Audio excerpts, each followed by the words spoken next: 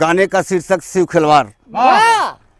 एक दिन रात में मौद में बैठ कर साज अपना सजाती रही शैलजा, देख मंजुल मनोहर अजब सुंदरी, मन मुदित मुस्कराती रही शैलजा। घूमते घूमते शंभु आ ही गए, भाव अपना छुपाती रही शैलजा।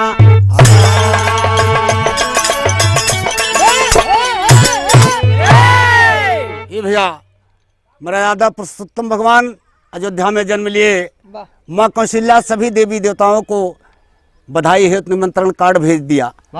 लेकिन जब कार्ड पार्वती जी को मिला तो उनके सामने एक समस्या रहल का बाबूजी कहना बा। गीत के तर्ज बा मास्टर, मस्ती से खेतवा में झूमे किसनो कि मस्ती से खेतवा में झूमे किसनवा,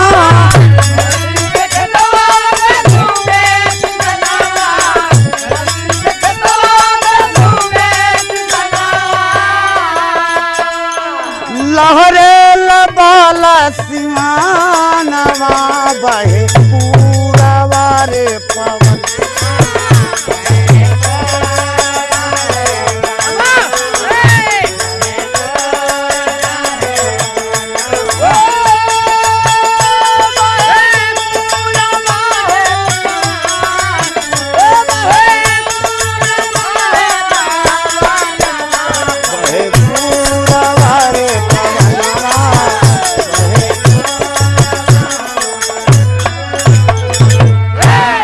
यही गीत के बोल बा कि तू हमारी चोरी सजीव कहवा गोरी,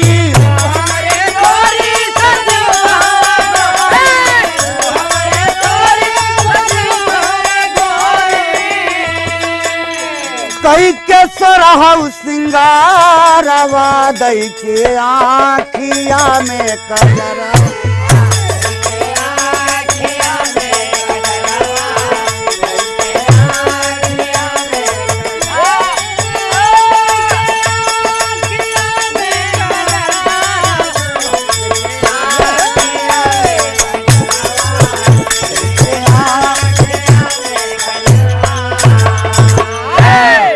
भगवान माँ पार्वती जी को जब निमंत्रण मिला तो भगवान कैलाश पर्वत पर तपस्या कर रहे थे। पार्वती जी सोच रही हैं कि कहीं अगर हम निमंत्रण में जाती हूँ और भगवान भोलेनाथ घर पे आएंगे, अगर नहीं पाएंगे तो बहुत नाराज होंगे, अगर नहीं जाती तो माँ कौशल्या ताना मारेंगी।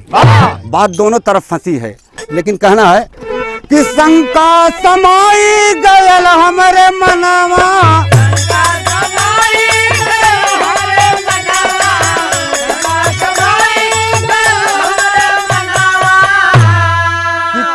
कौनौ लवंडा से लड़ जा नयना,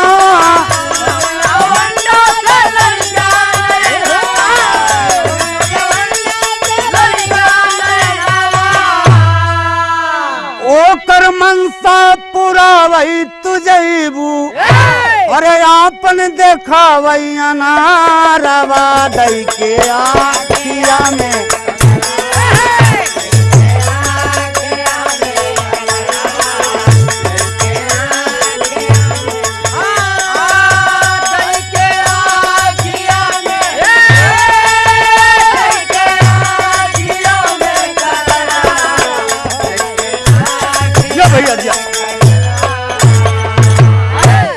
भगवान के देखे बड़े पार्वती जी सोरह श्रृंगार कई की तैयार हैं। और यही बात के सोचत हैं कि भगवान भोलेनाथ कहीं आ न जाएं। तब तक भगवान भोलेनाथ आ ही गए। पार्वती जी का सोरह श्रृंगार देख करके भगवान भोलेनाथ पार्वती जी से मजाक करते हैं। तो कहना है, तर्ज बदली मास्टर।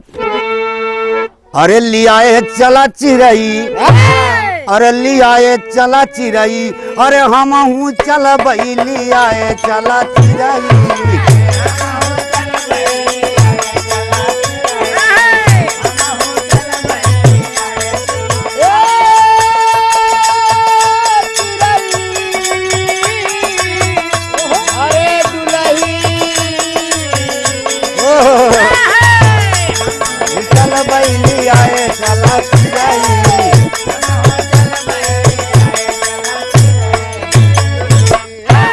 पार्वती जी का रूप श्रृंगार देख करके भगवान भोलेनाथ मजाक करते हैं।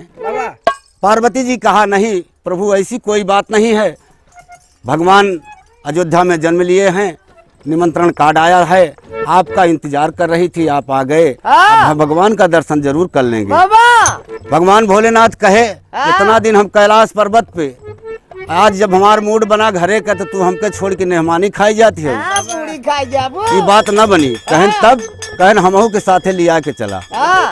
पार्वती जी कहा था वहाँ मर्दन का निमंत्रण नहीं बा, वहाँ मेहरारू का निमंत्रण बा, कैसे तू साथे चलबा हमरे। कहन ना, जब तक हमके न लिया के चलबू तब तक परमिशन नहीं ना। पार्वती जी सोचत है कि अब न बना अब बना। तो कहा तैन ठीक बा, जब तुम्हारी है जिद बा तो जैसे हम दुल्हन है ऐसे तो का औरत का रूप बना करके नकली मेहरारू बना चले के पड़े। भगवान भोलेनाथ कहन एवं मस्त रूप बना लिए बाबूजी, नई नवेली दुल्हन का रूप बना करके चल देते हैं। कैसे? तो तर्ज वही लगा जो बजाया है मास्टर। अरे लियाए चला चिरई, अरे लियाए चला चिरई, अरे हम हूँ चल बई लियाए चला चिरई।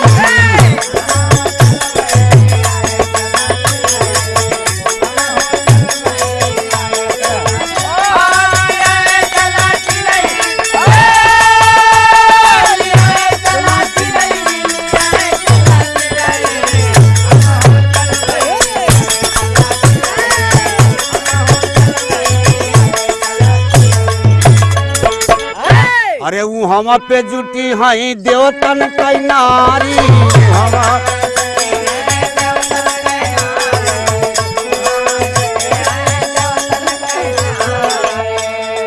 अखिया से देख बतानी प्राण प्यारी।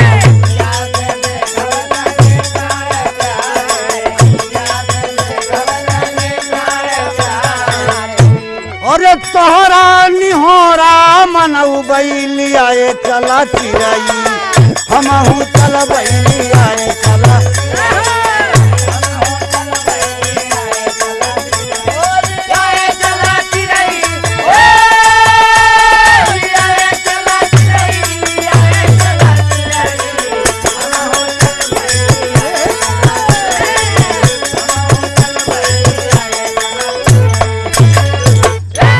एक पंथ होए दुई कमावा, एक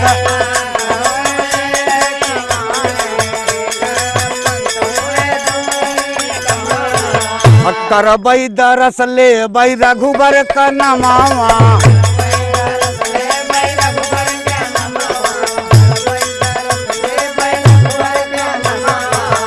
अरे तोहरा निहोरा मनऊ बैली आए चला चिरई, हम हूँ चल बैली आए चला चिरई।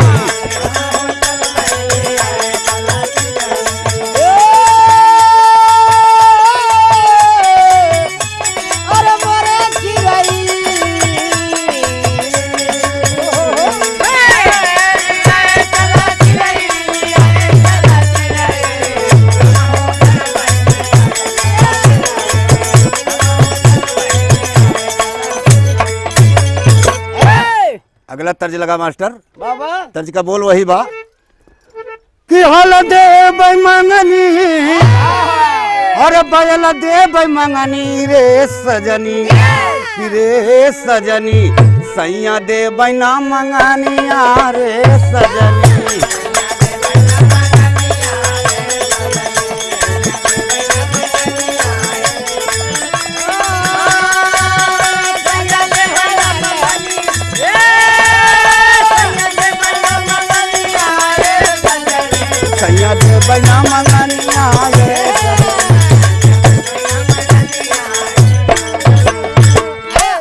अरे वहाँ पे जुटी है अरे औरत का जुटनवा हे सजना हे सजना जैसे चला ब्या गोहानवा हे सजना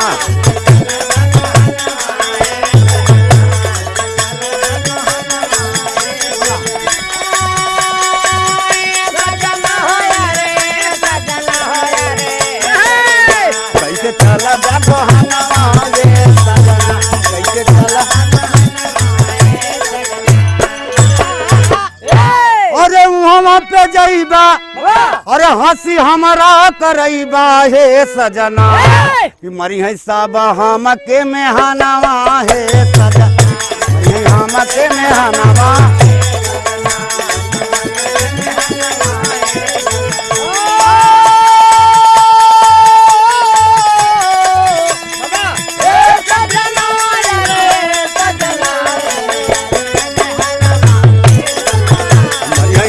के मेहनवा हे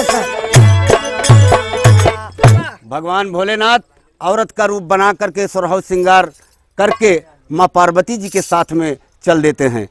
फिर अगला तर्ज लगी मास्टर कजली में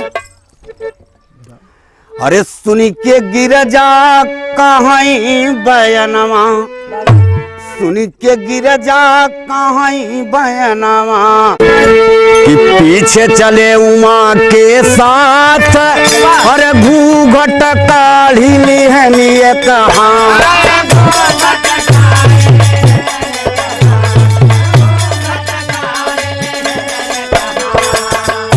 अरे बनाए नकली दुईठी जो बनावा बनाए नकली दुईठी जो बनावा चले जाना नामा हो बनी के ना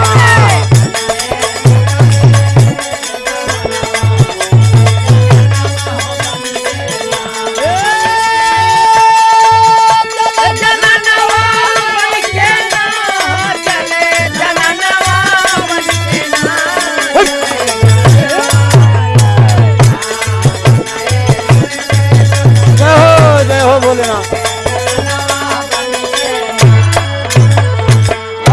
तो फेंके है मृग छाला उतारी अरे तुरंत पहिने लहंगा सारी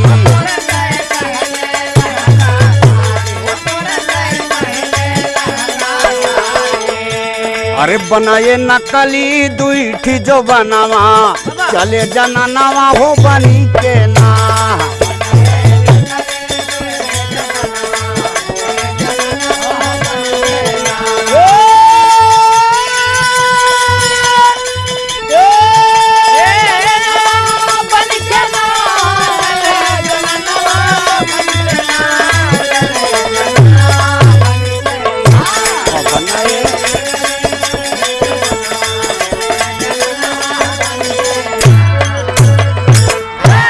भैया भगवान भोलेनाथ सुरहु श्रृंगार करके पार्वती जी के साथ औरत का नई नवेली दुल्हन का रूप बना करके पहुंच जाते हैं। सखी लोग पहुंचती हैं तो देखती हैं कहती हैं पार्वती जी से पूछती हैं कि ए बहनी ये नईकी दुल्हन का हो कौन हो के हो कहना बा तर्ज बा अरे एड़िया कया बहनाई अरे एड़िया कया बहनाई छूटल रंगनवा हमार भौजी ए हमार भौजी कालियाई गवनवा हमार भौजी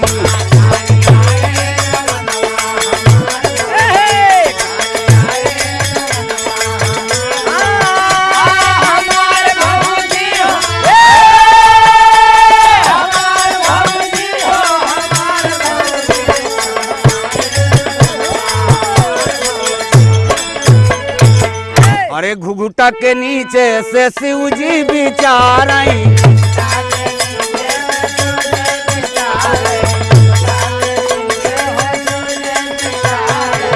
अरे गिरजा की ओरी वो तिरछई निहारई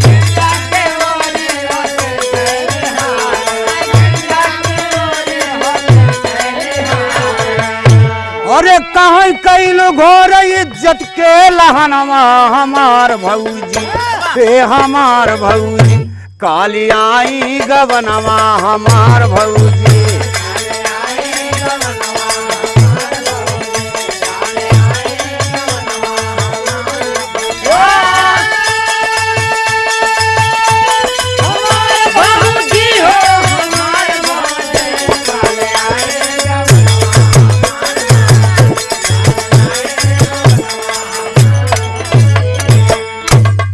जा करके पहुंच गए। सखी लोग पूछ रही हैं, पार्वती जी सोच रही हैं कि अब मैं क्या बताऊं।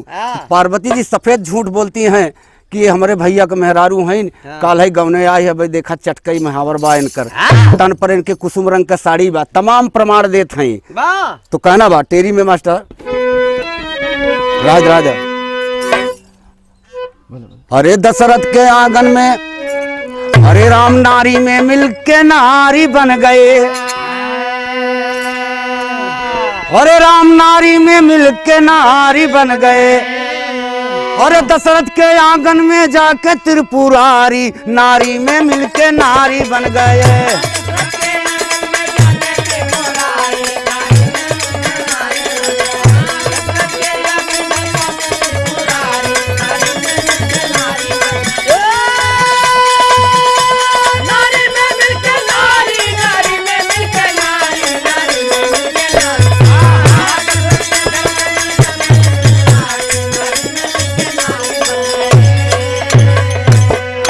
जा करके बैठ गए। अब इधर माँ कौशल्या भगवान को गोद में लेकर के सबको दर्शन करा रही हैं। कैसे? अंतरे में मास्टर साहब, अरे राम का गोद में लेकर कौशल्या, अरे राम का गोद में लिए कौशल्या,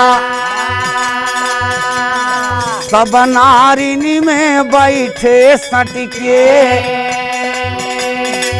गिरजापति घूघट काढ़ी लिहनी,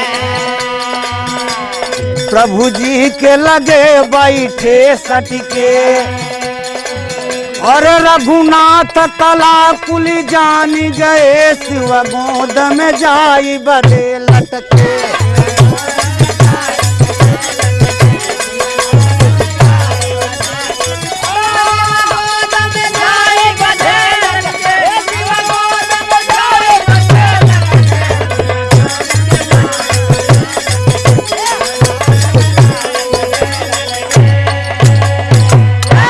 जा करके दर्शन दिए, सब बैठ गए।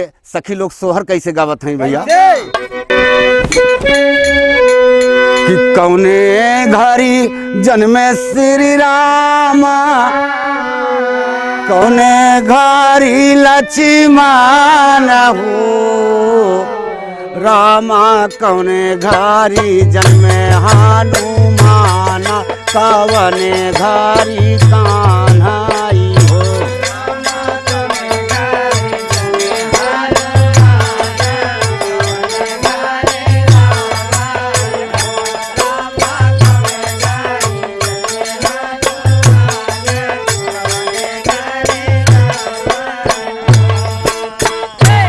कि साँझे जन्म श्री राम, सवेरे जन्म रावण, सवेरे जन्म रावण, रामा भोरवई में जन्मे हनुमान, आधी रतिया कान्हाई हो।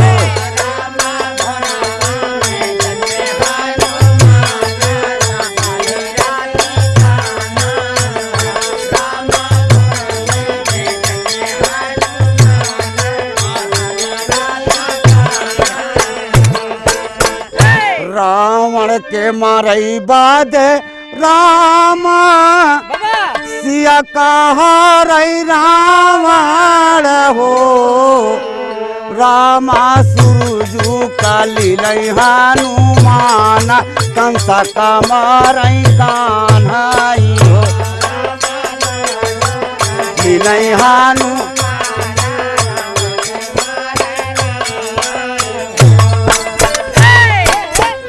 तो सखी लोग गावत हैं, तो यही के लाइन उठान कैसे गावत ही मास्टर, बड़ा अच्छा बोलबा कि चलता पे, एक परी मैं तेल पेराऊं, सोरा मन गुलगुला पकाऊं, सोरा मन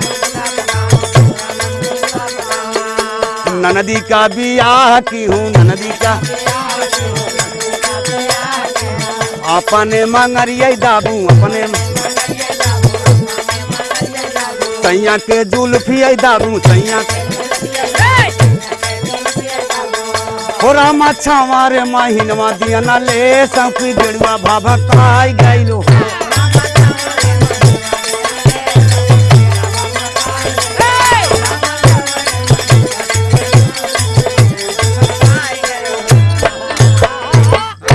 एक परी तेल में 16 मन गुलगुला, अपने नदी के बियाह, अपने मूड़े के, अपने सैया के तेल बच गया भैया। ओका कोसा में धई के 6 महीना जलाए। कौनो दिन अचानक कौनो कार बरस जात रही, अचानक धक्का लाग गया, कोसे के तेल अड़ाई। जब कोसा के तेल अड़ाई गया भाका मास्टर कि बही चले वो ठीला से कोठीला, नदिया से नार बहे नदी, बाबा के दुआर बहे, बाबा के गुरु के गढ़िया बहे, गुरु के गढ़िया बहे। अरे धानी मोरी टिकुली का भागा, बुढ़ई से सैया बाची गए हो।